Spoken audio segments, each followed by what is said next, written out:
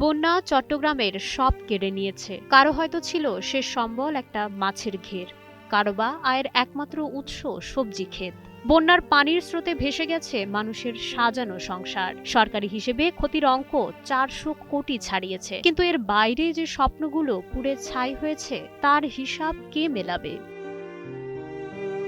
যাদের উপার্জনের একমাত্র মাধ্যম ছিল সবজি কিংবা ফসল, বন্যার পানিতে তাদের সব আজ নিশ্চিহ্ন। 44,793 হেক্টর জমির ধান আর সবজি ক্ষেত এখন পানির নিচে পড়ছে। বুক ভরা আশা নিয়ে যারা ঋণ করে জমিতে ফসল বুনেছিলেন, এখন সেই ঋণের বোঝাই তাদের একমাত্র পাওনা। চাপা কষ্ট নিয়ে একজন চাষি বলেন, আর আর কিছু নাই। ক্ষেতর দান তরিতরহারি বেগিন ফানির তলে গিয়ে গই দার দেনা করি শ্বাসগজ্জি দি।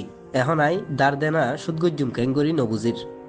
এক একখান দিন ফার করন এখন আত্মে ফারর মতো হষ্ট। পুকুর ভরা মাছ ভেসে যাওয়ার দৃশ্যটা এখন চোখের সামনে ভাসছে হাজারো খামারির।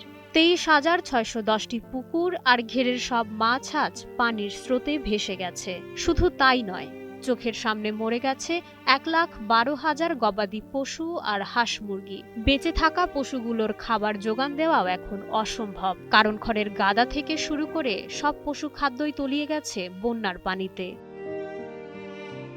পরিস্থিতি সামাল দিতে সেনাবাহিনী বিজিবি মাঠে নামলেও দুর্গত এলাকার বাসিন্দাদের চোখের জল যেন থামছেই না। স্থানীয়দের অভিযোগ, বাঁশখালী সহ চট্টগ্রামের অনেক প্রত্যন্ত এলাকায় এখনো পৌঁছায়নি পর্যাপ্ত সাহায্য।